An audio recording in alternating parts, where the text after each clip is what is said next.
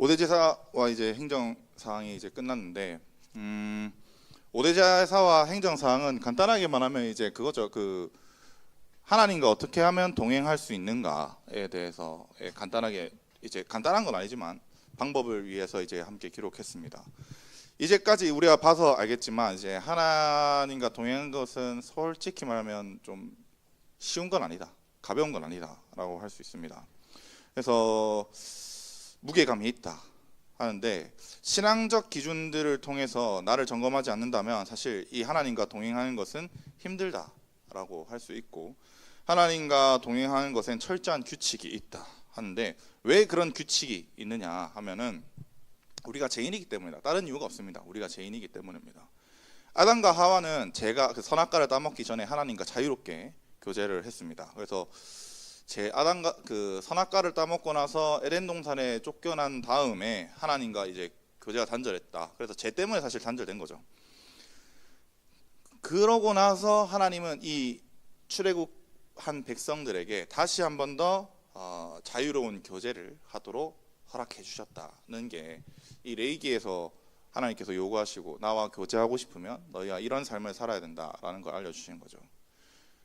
사실 이렇게 우리에게 이 레위기 제사가 무겁고 어려운 것으로 느껴지고 보이는 이유는 제가 하나님을 만나는 것을 어렵게 만들기 때문입니다. 그래서 결국에 뭐 제 때문이다 라고 생각하는 게 좋을 것 같은데, 사실 하나님께서 주신 이 방법은 무거움이 아니라 하나님과 다시 교제할 수 있도록 해주는 기쁨이다라고 나아갈 수 있고 설명할 수 있을 것 같습니다. 오늘 말씀은 이제 아론과 그의 아들들이 제사장으로 위임식을 받는 말씀입니다. 위임식이죠. 제사장으로 이제 세워지는 날이죠.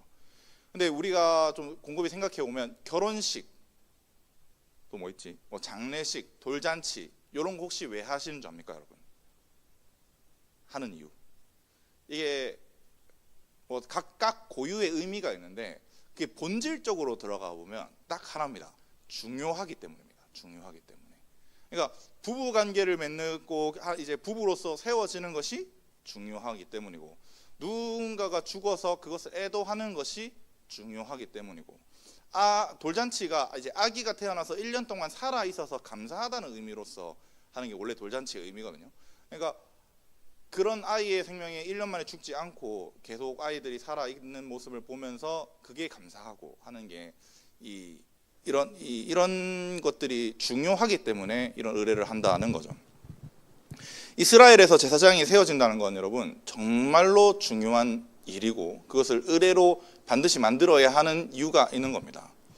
이 위임식의 핵심은 뭐냐면 하나님 나라의 사명자로 세워지는 것입니다. 그래서 이것은 사실 우리에게 정말 중요합니다.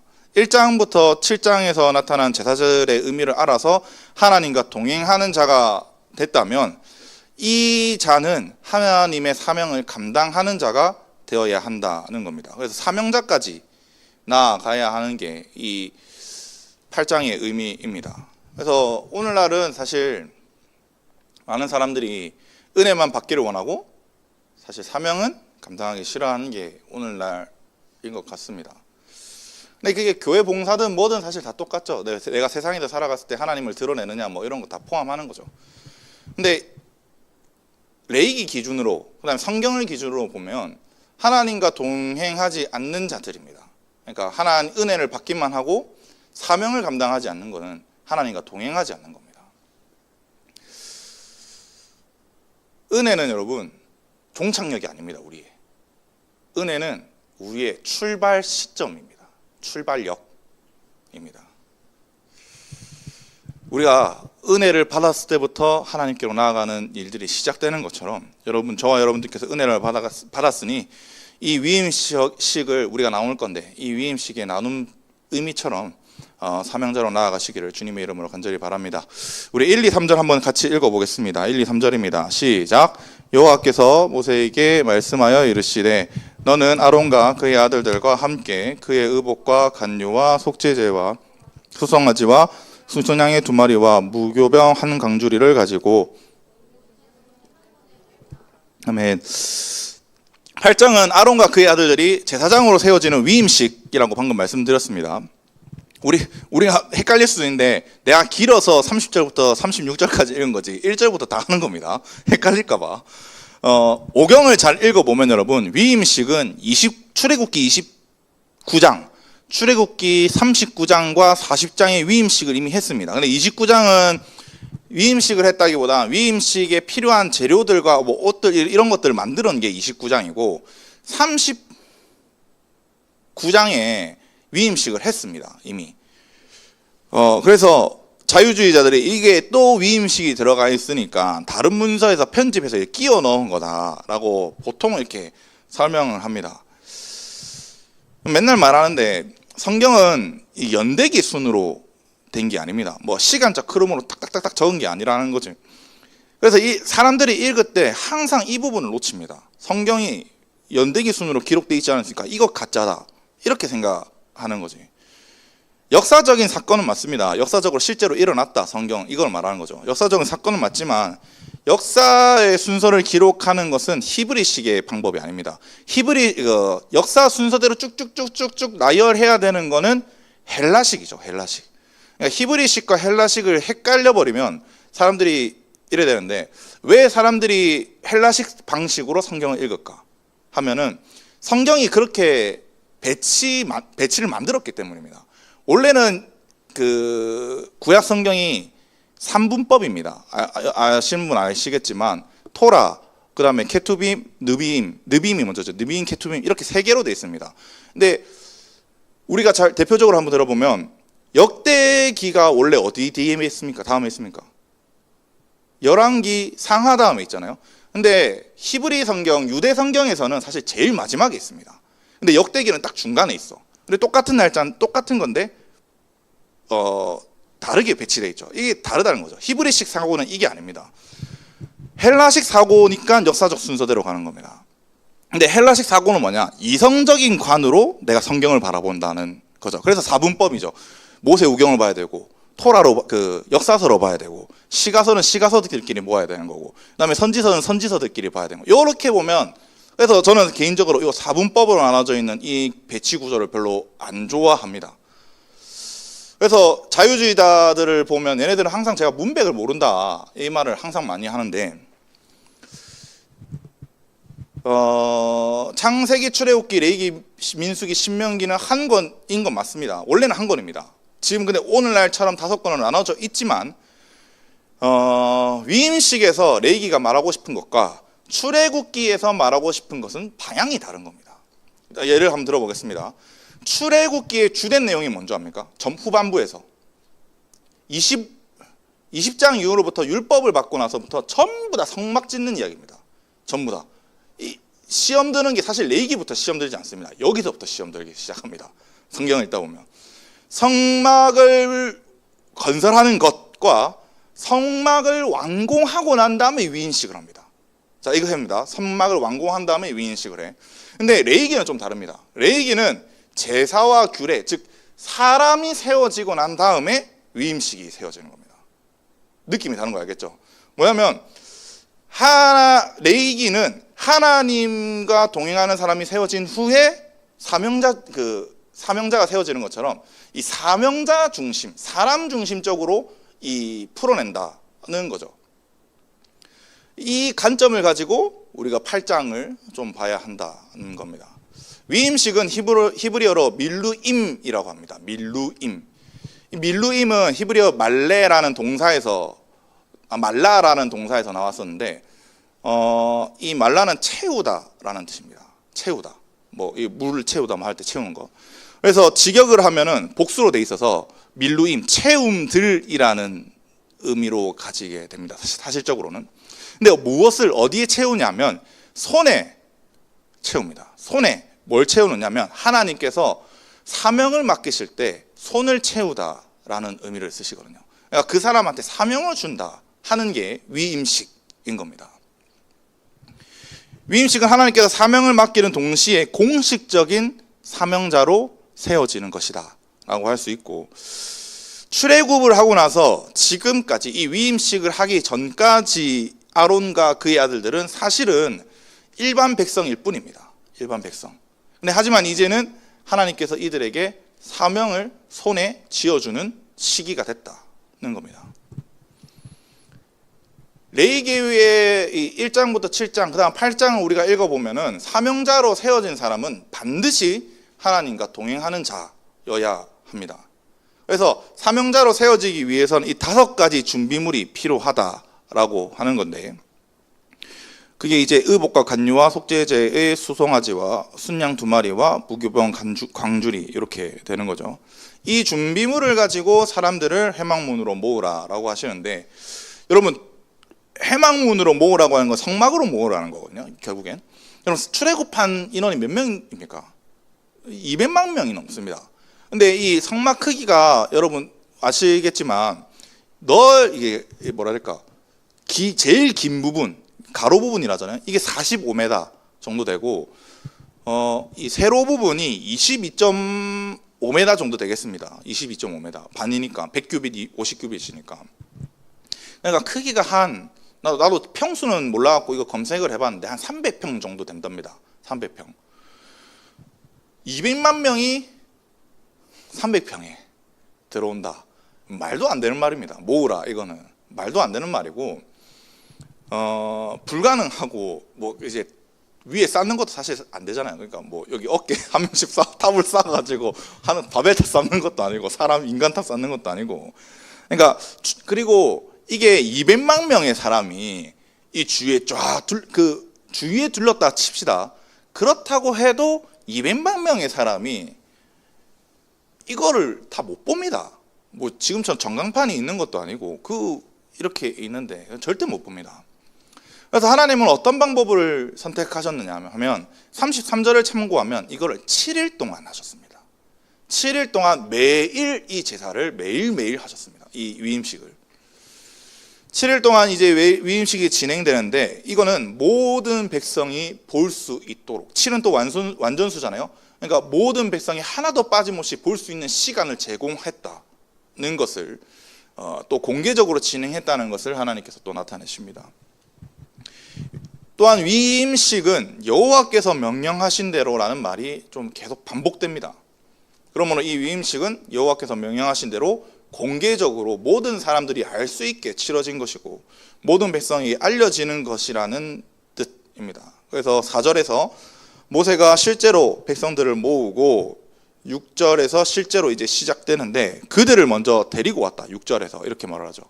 데려가다가 하는데, 이 데리고 왔다가 하는 게 야케레브라고 해서, 이 번제 때 한번 나눴었는데, 카라브라는 단어는 왕이나 총독에게 조공을 바칠 때 쓰는 단어입니다. 헌물을 드린다는 거죠. 근데 이게 일반적으로 물건이나 짐승한테만 쓰이는 단어인데, 위임식을 시작할 때 이 야카레브를 사람에게 씁니다. 즉 사람을 하나님께 헌물로 드리겠다는 겁니다.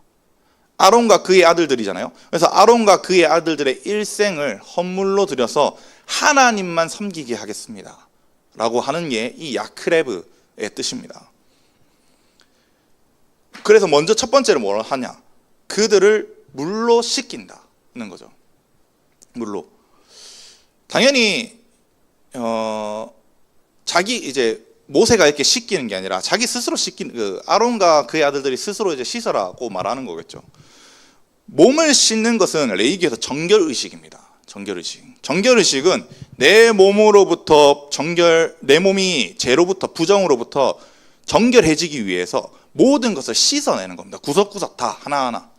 좀 나중에 가면 알겠지만 이 정결의식이 이렇게까지 디테일하게 사람을 씻으라고 말하나 할 정도거든요. 구석구석 깨끗하게 씻어야 됩니다. 어디를 씻느냐 하면 이 정결의식 물로라고 하는데, 히브리어로는 바마임, 마임이 물이거든요. 마임은 마임인데 바가 붙으면 전신을 씻을 때 바마임이 쓰입니다. 그래서 6장 24절에서도 똑같이 정결의식할 때 바마임을 쓰거든요. 그래서 온 몸을 구석구석 잘 씻는다는 의미입니다. 여러분, 우리가 목욕탕에 가서 때를 벗기는 이유가 뭡니까? 때 안 벗기나? 때를 벗기는 이유는 여러분 깨끗하게 하기 위해서입니다. 묵은 때를 완전히 벗겨내서. 물로 몸을 씻어내는 거는, 씻어낸다 의미는 이 때를, 사실 이제 우리처럼 때를 벗겨낸다보다는 엄청 깨끗하게 꼼꼼하게 씻는다는 거는 사명자로 이제 세워질 자인데 과거의 부정함을 없앤다는 겁니다. 과거의 부정함을. 내가 과거의 부정함을 계속 가지고 있잖아요. 그러면 그 부정함이 계속 상기됩니다. 그 부정함이. 그 마음이 상기가 되면 어떻게 해? 그 마음이 과거로 돌아가고 계속 떠올리게 되고 그 마음, 그 부정을 향해서 간다는 거지. 그래서 반드시 씻어야 된다. 제 과거의 제 이런 영역들을 다 없애버려야 된다라고 말하는 게 이 물로 씻는다라는 의미인 거죠. 이 씻고 난 다음에 무엇을 해야 되느냐? 7절 9절인데 한번 읽어보겠습니다. 같이 읽을게요. 시작. 아론에게 속옷을 입히며 띠를 띄우고 겉옷을 입히며 흉패를 붙이고 흉패에 우림과 둔빔을 놓고 그의 머리에 간을 씌우고 그 간 위 전면에 금패를 붙이니 곧 거룩한 간이라 여호와께서 모세에게 명령하신 것과 같더라. 몸을 씻고 난 다음에 제사장에게 맞는 옷을 입힙니다. 그래서 요즘에야 우리는 이제 복장이 좀 자유롭지만 고대 근동은 계급 혹은 직업에 따라 옷이 바뀝니다. 정해져 있습니다. 입을 옷이 이미 정해져 있다는 거죠. 그래서 옷은 삶을 나타내고 제사장에게 맞는 옷과 삶이 있다는 거기 위해서 이 사람들에게 이제 제사장의 옷을 입힌다는 거죠. 사진을 보면 좀 더 이해하기 좋을 것 같은데 사진 보면서 한번 같이 해보겠습니다. 사진 한번 띄워줄래요? 네, 첫 번째는 뭐예요? 속옷이잖아요. 속옷은 여러분 히브리어로는 쿠토네트라고 하는데 쿠토네트는 속옷이라고 번역하기보다는 여기 흰 색깔 요거 보이죠? 이렇게 팔 나와 있고 요 밑에도 나와 있는 거 이렇게 해서 가죽이나 세마포 가지고 전신을 덮는 여자로 치면 좀 원피스의 개념이 좀 더 맞는 것 같습니다. 그런 원피스 개념이고 일체형 옷 거기다가 뭐 목이나 팔 이런 데가 구멍 뚫어서 뽕뽕 매면서 하는 게 쿠토네트이십니다. 근데 이거 속옷이라고 번역하면 안 됩니다. 왜냐하면 창세기 37장 3절에 야곱이 요셉에게 채색 옷을 입혔다고 하잖아요. 그것도 쿠토네트입니다. 채색 옷도 쿠토네트거든요. 그래서 여기서는 이제 속옷이라 번역을 한 건데 채색 옷이라고 이해하는 게 좀 더 좋을 것 같습니다. 색깔이 들어가서 채색 옷이 아닙니다. 그 다음에 띠를 띄우는데 아까 원통 옷이라고 했잖아요. 원피스. 요즘에는 이제 여자들도 여기 보면은 원피스 입으면 여기 끈이라고 고정을 시켜주는 것처럼 그런 띠가 고정시키기 위해서 띠를 둘렸다 하는 게 제 이해하기 좋고 그 다음에 겉옷을 입는데 겉옷이 지금 여기 보면 이제 파란 색깔입니다. 파란 색깔 있는 게 이건데 이거는 무일이라고 해서 그냥 위에 입는 옷 이렇게 되는데 요게 좀 많이 비쌉니다. 요게 이제 청색실이나 아니면 자색실로 하는데 페니키아에서만 나는 이제 자색이나 청색 옷감이 있습니다. 이게 엄청 당시에 비싼 거라서 왕족도 뭐 하나 입기 힘들 거다 뭐 이렇게 할 정도로 비싼 옷이거든요. 그거를 하나 입는데 여기에는 원래는 여기 보이죠? 밑에 방울 달려 있는 거 보이죠? 방울이랑 석류 장식 같은 것들이 여기에 달려 있습니다. 그래서 대제사장이 지나가면 사실 원래 소리가 들립니다. 방울 소리가. 근데 여기 있다 이런 식으로. 그 다음에 여기 요게 에봇입니다. 에봇을 입는데 에봇은 이제 청색, 자색, 붉은 실을 꼬아서 이렇게 만든 사실 앞치마입니다. 앞치마. 우리가 생각할 때 보면은 앞치마 모양으로 되어 있는데 그 다음에 이제 에봇 띠가 있죠. 이 띠매 똑같이 에봇으로 띠맸죠. 에봇 옷감으로 해서 짜서 한 거. 그거를 이제 띠매서 에봇도 고정시킨다 하고 그 위에 이제 흉패를 붙이죠. 여기 오늘 우리가 읽은 본문에는 안 나오는데 흉패는 여기 그림처럼 12가지의 보석이 이렇게 박혀 있습니다. 이스라엘 12지파를 상징하는 것처럼 이 안에 뭘 넣냐면 우림이랑 둠빔을 넣습니다. 학자들이 우림과 둠빔이 어떻게 생겼을까 생각을 많이 하는데, 우림은 히브리어로 우림이 오르에서 나온 거거든요. 오르. 그래서 여기 나온지 모르겠는데, 이게 히브리어 첫 번째 알파벳 알렙입이라고 합니다. 첫 번째 알파벳. 그다음에 마지막 알파벳이 타브라고 해서 이렇게 생겼습니다. 요게 우림 글자가 적혀 있고, 이게 뭐냐, 둠빔입니다. 이 글자가 요 안에 들어가 있다고. 요 글자가. 그래서 여러 개가 들어가 있는데 두 개만 들어가 있는 게 아닙니다. 왜냐하면 복수형으로 돼 있거든. 히브리어로 보면 여러 개가 들어가 있어서 우림이 요거는 이스라엘 제사의 모습은 아닌데, 똑같은 알파벳이 이제 알렙이 두 번 나왔다. 알렙이 두 번 나왔다면 하나님 뜻이구나. 그래서 실행하고, 타브가 두 번 나왔다 하면 하나님의 뜻이 아니구나 하고 이제 안 하는 거죠. 연속으로 두 번 나왔을 때. 그렇게 이제 하나님의 뜻이라고 하는 것을 체크하고 했던 게 우림과 둠빔입니다. 마지막으로 머리에 사진 한 번만 계속 띄워주세요. 마지막으로 이제 머리에 관을 씌우는데, 이 관이 미찌네베트라고 해서 터번입니다. 터번. 요 천을 이렇게 뚫뚫 감아서 중동에서 입는 그런 거 알죠? 모자. 그런 모자 하는 게 터번이고, 그 위에를 뭐를 붙이냐면 금패를 붙인다고 하는데, 히브리어로는 찌츠 하 자하브라. 자하브는 이제 금이고 찌츠라고 말하는데, 찌츠는 둘러 감다라는 겁니다. 그래서 금으로 둘러 감다 해서 여기도 끊겼죠. 여기 이러면 안 됩니다. 이게 한 바퀴 돌아야 됩니다. 금이 전체를 이렇게 한 바퀴 띠처럼 둘러야 된다 하는 게 금패입니다. 이걸 뭐라고 말하냐? 거룩한 관이라고, 이제 몇 절이냐? 이라고 설명하죠. 이 거룩한 관은 넷제르 하코데시라고 해서, 넷제르 어디서 많이 들어봤지 않았어요? 발음? 나실인 할 때, 나실인을 할 때 넷제르를 씁니다. 여러분, 그래서 대제사장이라 되는 것은 나실인처럼 헌신자가 된다라는 의미를 포함하는 겁니다. 그럼 물어볼게요. 제사장이 왜 이런 옷을 입어야 될까? 제사장은 제사를 해야 되니까 뭐 그런 당연한 소리는 하면 안 되고, 이건 오경 신학을 이해할 필요가 있습니다. 오경의 절정이 어디게요? 오경의 절정. 오경의 절정은 시내산에서 율법을 받을 때입니다. 율법을 받을 때. 시내산을 우리가 좀 이해할 필요가 있는데, 시내산은 이렇게 있으면 세 가지로 구분할 수 있습니다. 첫 번째, 여기가 백성만 올 수 있는 곳, 제일 밑에.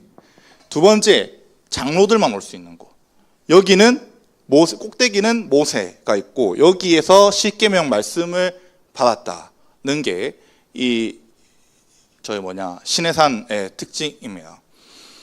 그 다음에 출애굽기는 이 시내산을 압축해서 이스라엘 백성이 들고 다니는 건축물이 하나 있습니다.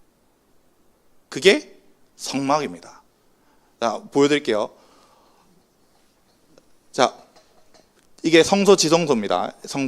성소 지성소. 여기 안뜰은 여러분 백성들만 갈 수 있습니다. 맞죠? 그래서 제일 밑에 있었던 백성들이랑 똑같은 상호 대칭이 되고요. 요거 중턱은 장로들이라 비유했지만 그때 제사장이 없어서 그런 겁니다. 장로들이라고 비유할 수 있는 성소만 되는 지역이고요. 마지막으로 꼭대기는 대제사장만 들어갈 수 있고, 이때는 모세만 들어갈 수 있었죠. 모세만 들어갈 수 있는 지성소의 압축판이고, 마지막 이 언약궤가 있어서 이 언약궤에 그 십계명 돌판이 들어가 있는 것처럼, 그래서 이 성막은 시내산의 압축판이다 라고 해서 항상 시내산의 의미를 들고 다녀라 라고 하는 게 이 성막의 의미입니다. 근데 이 성막을 더 압축하면 뭐냐면 대제사장이 오십니다. 더 압축하면. 자, 해볼게요. 속옷은 반포 속옷이라 했잖아요. 세마포. 요게 이걸 내가 다 설명할 수 없으니까 뜻만 말할게요. 안뜰, 요 뜰을 이야기합니다. 요 뜰. 그 다음에 위에 겉옷, 입잖아요. 겉옷. 이 겉옷이 요 성소를 의미하고 에봇이 여기 지성소를 의미하고, 그다음에 언약궤가 우림과 둠을 닫기 전에 흉패가 언약궤입니다. 그 안에 우림과 둠빔이 들어가잖아요. 십계명이 우림과 둠빔입니다. 여기까지 이해됐죠? 그러니까 왜 십계명이 우림과 둠빔으로 됐냐면 하나님의 말씀을, 하나님의 뜻을 이제 받는 거니까 이렇게 하는 겁니다. 그래서 제사장의 옷은 성막의 압축판입니다. 압축판. 성막이 뭐냐면 여러분, 성막은 하나님의 임재의 상징입니다. 그러니까 원래 여기에 실제로 원래 처음에 임재하신 게 아니잖아요. 시내산에 임재하셨잖아요. 그거를 이제 여기 압축판으로, 축소판으로 들고 다니는 거지. 그러면 성막의 축소판인 대제사장의 옷도 임재 상징인 겁니다. 즉 옷은 삶을 나타낸다고 했던 것처럼 대제사장이 옷을 입는 자는 하나님의 임재를 나타내는 삶을 살아야 한다는 겁니다. 사명자는 대제사장의 옷을 입고 하나님의 임재를 나타낼 수 있는 사람이 되어야 하는 겁니다. 그래서 그 9절에 로마서 13장 14절 보면은, 로마서 13장 14절에 오직 주 예수 그리스도로 옷 입고 정욕을 위하여 육신의 일을 도모하지 말라. 그리스도로 옷 입고가 요거에서 가져온 겁니다. 대제사장 옷을 입으라고 말하는 게. 그 다음에 갈라디아서 3장 27절에서도 보면 누구든지 그리스도와 합하기 위하여 세례를 받은 자는 그리스도로 옷 입었다 라고 말하는 것처럼, 여러분 세례 받는다는 것 자체가, 우리가 요즘에 돼서야 세례가 조금 가볍게 여겨져서 그렇지 그 당시에는 세례 받는다는 거 목숨 걸고 내가 예수 믿겠다는 겁니다. 목숨을 건 신앙 고백을 하는 자가 그리스도로 옷 입는다. 사명자가 그리스도로 옷 입고 살아간다. 임재를 나타낸다. 그리스도를 나타내는 삶을 살아간다. 이 두 개가 그렇게 해서 나타난 거거든요, 바울이. 그래서 우리는 하나님의 임재를 나타내는 사명자로 거듭나야 된다는 겁니다. 어떻게 하면 임재가 나타납니까? 임마누엘 한다는 것은 하나님과 동행하는 거고, 우리 이때까지 다 했습니다. 1장부터 7장까지. 하나님과 동행하고 하나님의 임재를 나를 통해서 나타나는 것은 내가 하나님과 동행하는 삶을 살 때 알아서 나타나는 겁니다. 하나님이 알아서 임하시는 거고. 저와 여러분들께서 그런 동행이 있기를 바랍니다. 네, 10절부터 13절 함께 읽어보겠습니다. 10절 13절 시작. 모세가 간유를 가져다가 성막과 그 안에 있는 모든 것에 발라 거룩하게 하고 또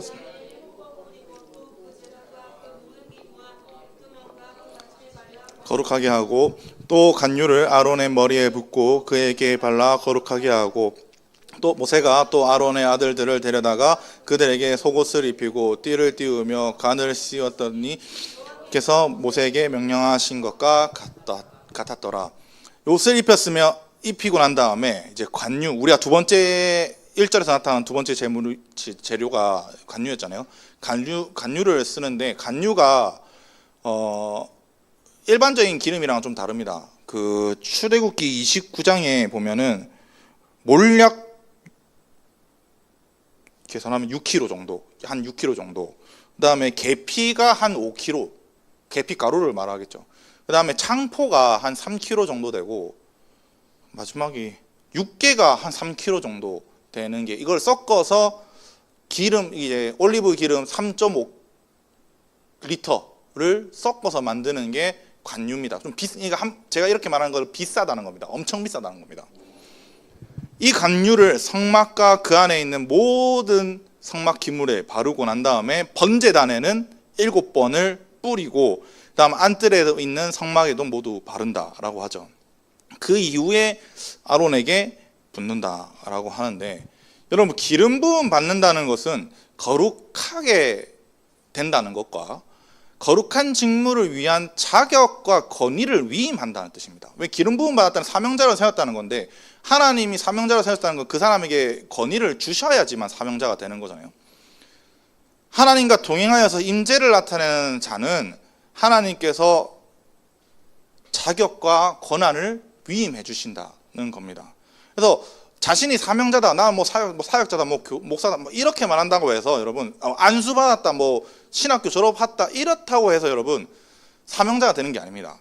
하나님께서 자격과 권한을 위임해 준 사람이 사역자고 사명자인 거지. 여러분 궁금한 게 왜 성막과 그 기구들에게도 뿌렸을까? 이 관유를 엄청 비싼데 그 성막 기구가 뭐 한 조그마한 것도 아니고 이 크기만 다 덮는다고 해도 사실 우리가 이 본당 여기만 덮는다고 해도 엄청 많이 들 거잖아요. 더 큰데 왜 건물에도 발랐을까? 사람 위임식인데 사람한테만 부으면 안 되나? 이런 생각하긴 할 수 있는데 여러분 성막의 완성은 두 가지가 할 수 있습니다. 두 가지입니다. 외적 완성과 내적 완성이 같이 있어야 됩니다. 외적 완성은 우리가 보고 있는 진짜 실제로 보는 이런 도구들을 이야기하는 겁니다. 도구들을 이야기하는데 근데 성막이 진짜 성막이 되기 위해서는 하나님이 초소가 되기 위해서는 내적 완성이 반드시 필요하다는 겁니다. 하나님이 인지하실 수 있는 건물이라는 권한을 그 도구에 부여하는 거고요. 사람에게도 그 하나님께서 권한과 능력을 부여하는 것과 똑같은 겁니다. 그런데 그런 성막에 이런 성막에 그 도구만 있는 성막을 말하면 사람을 빼고 일할 사람이 없으면 여러분 그건 성막이 아닙니다. 그거는 단순한 건축물일 뿐입니다. 에이 하나님이 임재하시면 끝이지. 맞죠. 하나님 임재하시면 끝인데 하나님의 임재 방식은 다릅니다. 왜냐하면 사람을 통해서 합니다. 사람을 통해서.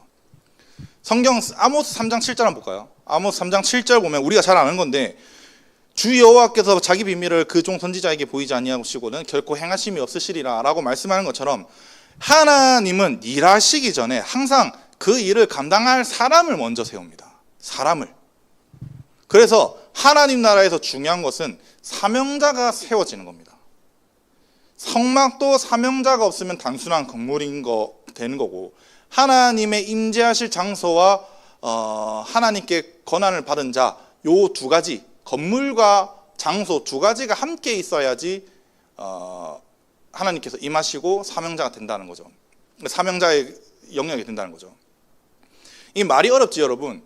주님의 일을 하기 위해서는 내가 어떤 장소가 있을 거고 교회가 될 수도 있고 그 다음에 국가가 될 수도 있고 어떤 인종을 위해서 내가 헌신하고 될 수도 있고 그 장소 국가 인종을 섬기기 위한 권한받은 사명자 이 두 가지가 필요하다는 겁니다. 말이 어려운 게 아닙니다 여러분. 바울이 처음부터 바로 사도가 됐습니까? 아닙니다. 바로 사도 안 됐습니다. 안디옥 교사에서부터 바울의 처음 사명은 뭐였냐면 안디옥 교회에서 교사로 먼저 활동했습니다. 교사로 활동한 다음에 하나님께서 얘가 이제 얘라고 하면 안 되고 이제 넘치셨으니까 바울을 열방을 섬기도록 사도로 세우셔서 바나바와 함께 보내신 거죠. 그런 것처럼 하나님은 사명자를 들어 사용하시고 사명자에게 그 시즌에 맞는 사명과 사명의 장소로 보내십니다. 아무리 하나님께서 품으신 장소라고 하더라도 그곳에 권한받은 사명자가 없으면 의미가 없습니다. 아무리 권한받은 사명자라고 하더라도 하나님께서 택하신 장소에 있지 않는다면 그건 아무런 의미가 없습니다. 요 두 가지가 같이 있을 때 가능한 겁니다. 요 두 가지가 같이 있을 때. 사명자는 장소가 있다. 예배자라면 예배하는 자리에 있어야 되는 거고 축사자라면 축사 자리에 있어야 되는 거고 예언자라면 예언하는 자리에 있어야 되는 거고 선교사라면 선교에 품은 곳으로 가야 되는 겁니다. 그곳에 안 가면 계속해서 내가 힘들고 이게 계속 반복되는 거죠. 하나님 나라부터 권한받은 사명자는 이제 세 가지 제사 요 권한 받았잖아요. 권한을 받았다면 세 가지 제사를 해야 되는데 먼저 14절부터 17절 한번 읽어보겠습니다. 14절부터 17절 읽어보겠습니다. 시작. 모세가 또 속죄제의 수송아지를 끌어오니 아론과 그의 아들들이 그 속죄제의 수송아지의 머리에 안수하매 모세가 잡고 그 피를 가져다가 손가락으로 그 피를 제단의 네 기둥의 뿔에 발라 제단을 깨끗하게 하고 그 피는 제단 밑에 쏟아 제단을 속하여 거룩하게 하고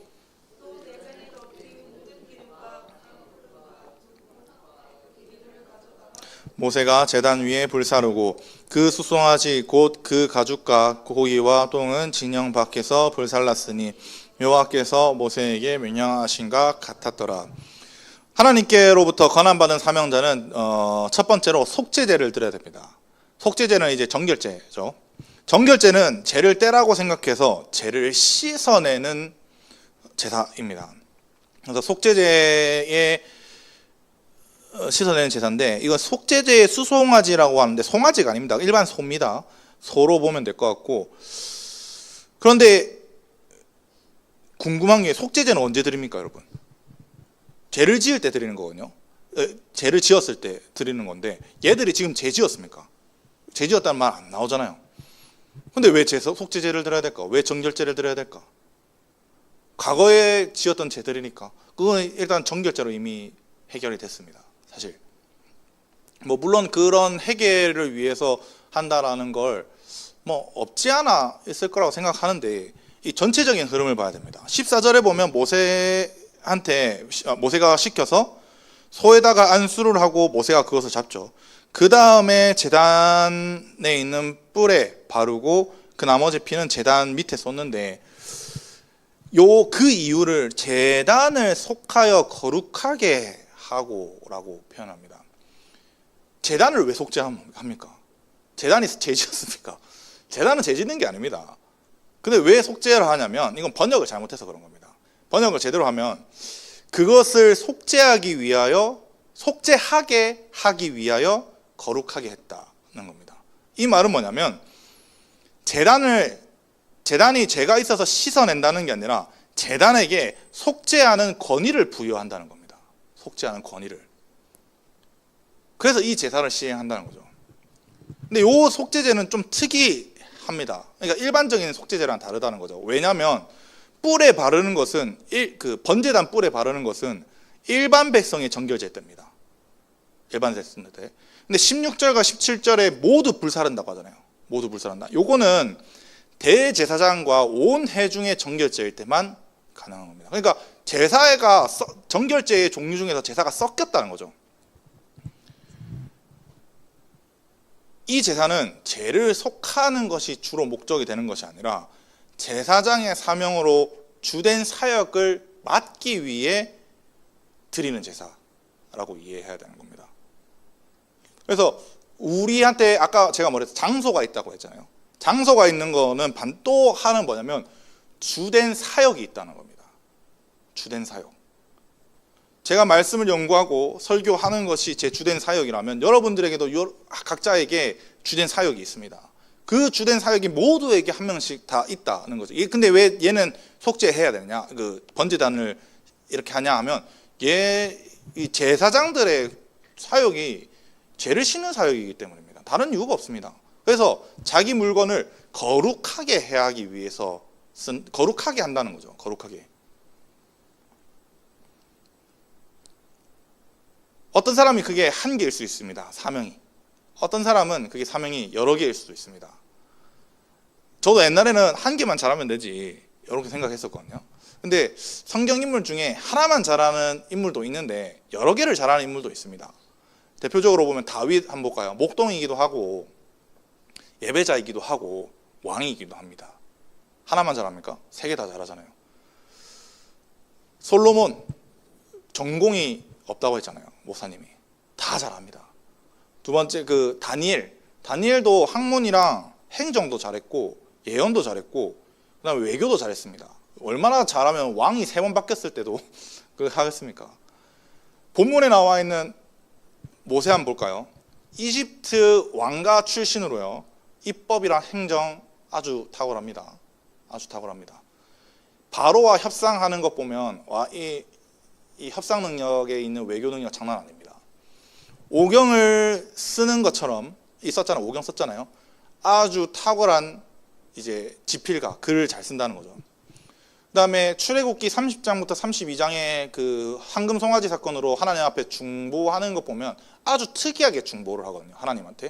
하나님한테는 하나님 애들 용서해 주세요라고 말하는데 이 이스라엘 백성한테 가서는 엄청 때리고 아예 금을 먹여버립니다. 금가루로 만들어서.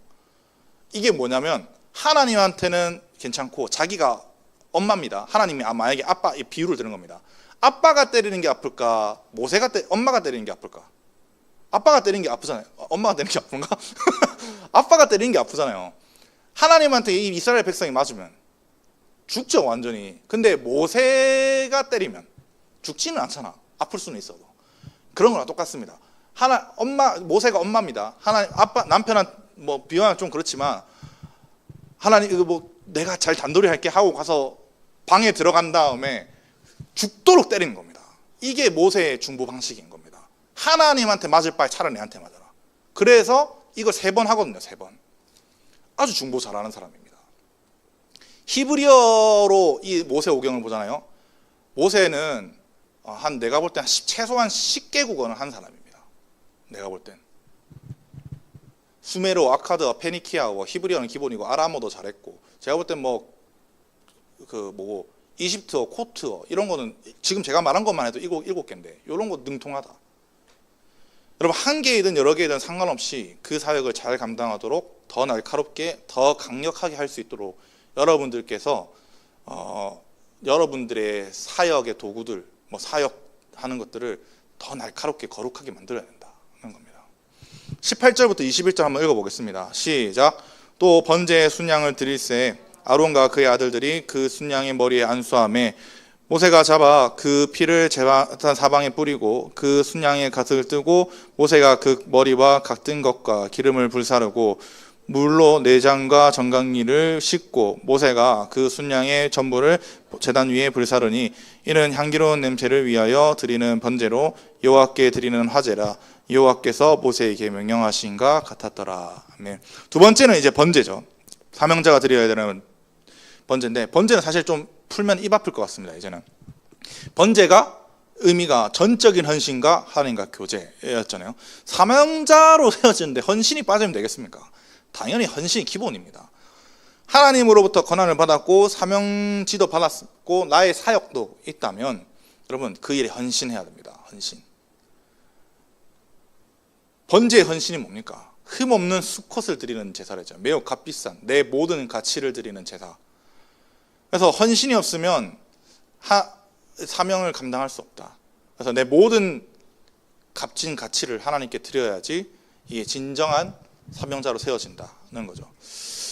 22절부터 29절 한번 읽어보겠습니다. 22절입니다. 시작. 또 다른 순양 곧 위임식의 순양을 드릴새 아론과 그의 아들들이 그 순양의 머리에 안수하매 모세가 잡고 그 피를 가져다가 아론의 오른쪽 귀 뿌리와 그의 오른쪽 엄지 손가락과 그의 오른쪽 엄지 발가락에 바르고 아론의 아들들을 데려다가 모세가 그 오른쪽 깃뿌리와 그 엄지 손가락과 그들의 발 엄지 발가락에 그 피를 바르고 또 모세가 그 피를 제단 사방에 뿌리고 그가 또 기름과 기름진 꼬리와 내장에 덮인 모든 기름과 간 거풀과 두 콩팥과 그 기름과 오른쪽 뒷다리를 떼어내고 여호와 앞 무교병 강주리에서 무교병 1개와 기름 섞은 떡 1개와 전병 1개를 가져다가 그 기름 위에와 오른쪽 뒷다리를 위에 놓아 그 전부를 아론의 손과 그의 아들들의 손에 두어 여호와 앞에 흔들어 요제를 삼게 하고 모세가 그것을 그들의 손에서 가져다가 제단 위에 있는 번제물 위에 사르리니 이는 향기로운 냄새를 위하여 드리는 위임식 제사로 여호와께 드리는 화제라. 이에 모세가 그 가슴을 가져다가 흔들어 요제를 삼았으니 이는 위임식에서 잡은 순양 중 모세 목이더라. 여호와께서 모세에게 명령하신가 같았더라. 아멘. 세 번째 제사는 위임식 제사입니다. 통틀어서는 위임식인데 요거는 위임식 제사라고 표현하는 게 좋을 것 같습니다. 이 제사는 사실 우리가 5대 제사에서는 배우지는 않았습니다. 근데 이 피를 귀와 엄지 손가락과 그 다음에 발가락에 바르는 것을 제외하면은 화목제랑 똑같습니다. 제사 방법은. 그러면 이 귀와 엄지 손가락과 엄지 발가락을 바르는 이유를 이제 우리가 알아야겠죠. 요게 한 번 더 나오는 것이 어디냐면 레위기 정결 나병 환자니까 14장에서 나타납니다. 14장에서 나타나는데 나병 환자 정결 예식에서 이 신체 부위에 피를 바르는 것은 환자가 완전히 회복되었다는 뜻입니다. 즉 피를 바르는 행위는 제사장은 완전히 하나님 앞에서 회복된 자다는 걸 나타내는 겁니다. 완전히 회복된 자는 어떤 상태여야 되냐면 피를 발라서 하는 게 의미가 뭐냐면 항상 거룩한 하나님의 음성을 듣기 위해서 귀를 구별해야 된다. 항상 거룩히 행동하기 위해서 손을 구별해야 된다. 항상 거룩한 길을 걷기 위해서 발을 구별해야 된다는 겁니다. 무엇으로부터? 죄로부터 구별하는 겁니다. 하나님의 말씀을 잘 듣기 위해서, 하나님 앞에서 사역을 잘 감당하기 위해서 손으로 하나님의 말씀의 정도를 걷기 위해서입니다. 그래서 완전히 회복된 자는 모든 말과 행동 그리고 내 전생의 가치관에 있어서 순결할 줄 알아야 됩니다. 거룩, 순결할 줄 알아야 됩니다. 왜냐하면 내가 말하는 것은 내가 무엇을 들었는지에 대해서 판단이 되는 거고요. 내 손이 어떠한 생활을 한다는 것은 내 손은 내 생활을 나타내는 겁니다. 내가 어떤 삶을 살고 있느냐, 생활을 하고 있느냐. 내 발은 길을 걷는다는 게 도를 걷는다 이렇게 표현을 하잖아요. 이런 것처럼 내 가치관, 어떤 가치관을 가지고 있는지도 표현하는 겁니다. 사명자는 듣는 것과 생활과 가치관을 구별할 줄 알아야 됩니다. 뭐 사명자로 세워지면 뭐합니까? 똑같이 살아간다면 의미가 없는 거죠. 이게 사명자도 아니지. 그래서 이것을 제외하면 나머지는 화목제와 다 똑같다라고 표현했는데, 내가 하나님과 화목하기 위해서는 먼저 첫 번째로 귀, 손, 발이 완전히 회복된 자의 삶 해야 되고, 화목제에 나타나는 이 내장 꺼낸 데 있잖아요. 철저하게 자기 부인이 필요하고, 그럼 무교병과 그 다음에 뭐 가지고는 오른쪽 뒷다리를 가지고 오잖아요. 원래 이 오른쪽 뒷다리는 제사장 목입니다. 근데 아직 제사장이 없기 때문에 태운 것도 있는데, 위임식의 핵심은 내 오른쪽 뒷다리, 나의 능력, 나의 생명을 하나님께 드리겠다라는 게 핵심입니다. 우리가 거룩한 귀, 거룩한 손, 거룩한 발로 살아갈 때 하나님과 화목할 수 있고요. 또 내가 사명자로 부름받았을 때 내 능력, 내 생명, 이걸 내 손에 쥐고 살아가는 게 아니라 하나님께 드릴 수 있어야 된다는 거죠. 이 모든 게 요제를 삼는다는 거에 다 포함이 됩니다. 요제는 하나님께 드린다는 거거든요. 사역을 하고 나서 자기 영광을 취하는 사람 많습니다. 정말로. 사람들에게 인정받고 싶어 하거나 아니면 높은 직분을 받고 싶어 하는 거, 이런 거 많잖아요. 그런데 여러분, 그것은 위임식 제사에 비춰서 해석한다면 거룩한 귀와 거룩한 손과 거룩한 발을 가지지 못한 사람입니다. 내 영광은 내가 챙기는 게 아니라 하나님이 채워주는 겁니다. 근데 사람들은 그게 이제 하나님이 채워주실 때까지 잘 못 참죠. 그래서 그런 이 하나님의 영광을 빼앗아간 자들을 하나님께서는 시편에서 내 영광을 빼앗아간 자들이라고 표현합니다. 우리는 그래서 이런 일을 항상 경계할 줄 알아야 됩니다. 내가 사역을 잘한다고 해서 내가 으쓱하는 게 아니라 하나님께서 하셨다는 생각과 하나님께서 영광 받으셔야 한다라는 생각을 가득하시길 바랍니다. 마지막으로 가슴 부위를 이제 모세에게 돌리는데, 요거는 위임식은 아론의 마음을 하나님께 올려드리는 겁니다. 그리고 하나님의 마음을 모세가 받습니다. 맞죠? 모세는 하나님의 마음을 아는 것이니 아론에게 그것을 알리게 됩니다. 당연히 알리겠죠. 그러면 어떻게 되느냐? 동역자가 됩니다. 이때까지는 모세와 아론은 동역자가 아닙니다. 모세 혼자 출애굽한 백성들을 다 이끌었습니다. 근데 이제는 동역자입니다. 근데 이게 수평적인 동역자가 아닙니다. 수직적인 동역자지. 마지막으로 30절부터 36절 한번 읽어보겠습니다. 시작. 모세가 간유와 그 제단 위에 피를 가져다가 아론과 그의 옷과 그의 아들들과 그의 아들들의 옷을 뿌려서 아론과 그의 옷과 그의 아들들과 그의 아들들의 옷을 거룩하게 하고, 모세가 아론과 그의 아들들에게 이르되 내게 이미 명령하였기를 아론과 그의 아들들은 먹으라 하셨은즉 너희는 회막문에서 그 고기를 삶아 위임식 강주리 안의 떡과 아울러 그곳에서 먹고 고기와 떡의 나머지는 부사를 치며 위임식은 이래 동안 행하나니 위임식이 끝나는 날까지 이래 동안 회막문에 나가지 말라.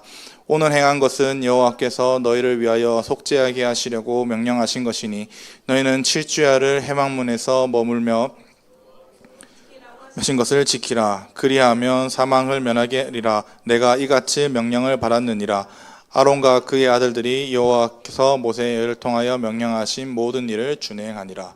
다시 한 번 더 간유와 피를 이제 아론과 그의 아들들에게 이제 뿌리게 되는데, 요거는 첫 번째 속죄제에 있었던 피가 아니라 위임식 순양을 이야기합니다. 위임식 순양에서 나온 피인데 제단에서부터 나왔다고 했잖아요. 제단에서부터.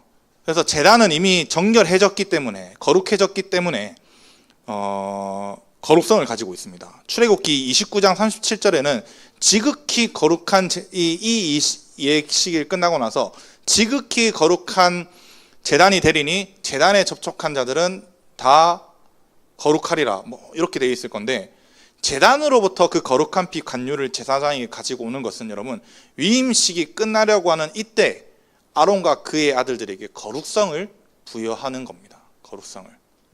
사명자로서 위임식을 하게 됐다면 여러분 결국 끝에 사명자로 세워진 자들은 거룩한 자입니다.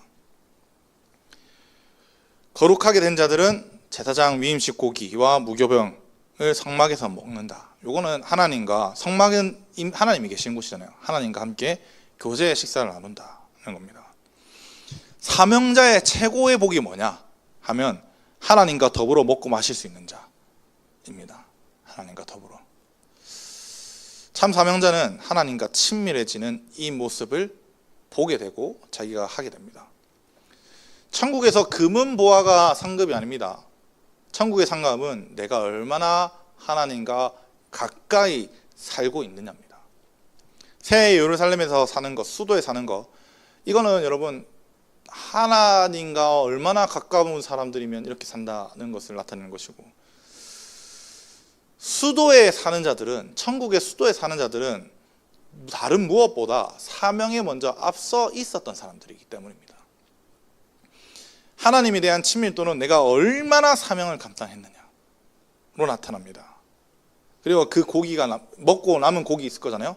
그 고기는 바로 불태워라 라고 하는데, 요거 교재가 먹을 거로 표현되어 있을 뿐이지, 그래서 불태우는 건 뭐냐면 사라프거든요. 이거는 절대 남을 수 없는 사라프 불입니다. 태우라는 겁니다. 요거는 하나님 사명자에게만 주신 그 뭐라고 할까, 개인에게 주신, 개인 사명자에게 주신 교재를 다른 사람과 누릴 수 없다는 겁니다. 여러분, 제 하나님을 여러분들이 제 간증을 통해서는 알 수 있지. 근데 제 하나님을 여러분들이 알 수 있습니까? 제가 만난 하나님을 알 수는 없습니다. 간증을 통해서 알 수 있지. 저도 똑같이 생각합니다. 여러분 한 명 한 명이 만난 하나님을 제가 모두 알 수 없습니다. 모두가 아니라 당연히 알 수 없습니다. 왜냐하면 하나님께서 내 개인에게 허락한 교제이기 때문입니다. 마지막으로 이 위임식을 일주일 동안 진행하게 된다는 건데, 앞서 말씀드린 것처럼 일주일 동안 200만 명이 넘는 사람들을 보게 하기 위해서도 있지만 7은 여러분 완전수입니다. 그래서 이 위임식이 완전하게 이행되었다라는 것을 보여주는 것고, 또 원어로 보면 여호와께서 모세에게 명령하신 대로 행했다, 이런 비슷한 문구 있잖아요. 이 문구가 이 8장에서 7번 나타납니다. 딱 7번. 4절, 9절, 13절, 17절, 21절, 29절, 그 다음 마지막에 36절, 아닌데 36절, 여기까지 총 7번 나타납니다. 이 제사의 일수도, 명령의 이행도 하나님께서 의도하신 대로 완벽하게 이행되었다는 걸 얘기하는 거죠. 위임식을 받는 제사장은 7일 동안 성막을 떠나서는 안 된다. 왜 7일 동안 나가지 말까? 위임식이 진행되는 동안이거잖아요. 사명자로 임명되기 전에 온전한 영적 집중과 절대적인 순종의 훈련을 시키시기 위함입니다. 사명자로 되어가는 과정 중에 중요한 것은 여러분 영적인 일에 집중하는 겁니다. 영적인 일에. 가끔 대화하다 보면 여러분 그 교회 다니는 사람들도 영적인 일을 나눠도 좀 대화가 안 되는 사람들 있잖아요. 맞죠? 이 사람들이 영적인 것에 관심이 없거나 아니면 경험이 적거나 거겠죠. 영적인 코드가 맞지 않게 되는 거죠. 이런 영적인 흐름을 캐치하고 이해하기 위해서는 여러분 개인적인 영적 집중 기간이 필요합니다. 하나님의 임재의 장소에 절여서 하나님의 영을 느끼는 시간이 필요한 거고, 영적인 것에 왜 집중해야 할까 하면 요거 좀 제 이야기를 드려보는 게 좀 좋을 것 같은데, 저는 예전에 고민이 있었습니다. 신혼 초 때 고민이었는데 성경만 읽어야 할까? 신학 서적도 같이 신학생이니까 신학 서적을 같이 병행해서 읽어야 될까? 하는 고민이 항상 있었습니다. 근데 신혼 초에 그래서 막 고민하고 있었는데 장모님이랑 이제 이야기를 하게 됐죠. 왜냐하면 이제 우리가 결혼한 지 얼마 안 돼서 부모님들께 인사하러 가기 위해서 자주 왔다 갔다 했거든요. 장모님이 근데 하시는 말씀이 그거였습니다. 진리를 알면 다 분별된다. 이었습니다. 그래서 그 뒤로부터 성경만 읽었거든요. 신학서적 안 읽었습니다. 그래서 신학 바보거든요. 그래서 신학서적, 지금 신학서적을 보면 임마들 봐라 이상한 것들을 적어놨네 하면서 이게 분별이 됩니다. 진리만 아니까, 복음만 제대로 아니까. 마찬가지라 생각합니다. 영적인 것을 잘 캐치하지 못하는 분들은 여러분 영적인 영역에 하나님의 영에 절여든 적이 없기 때문입니다. 하나님의 그 성령에 절여드렸으면 내가 알아서 거부하게 됩니다.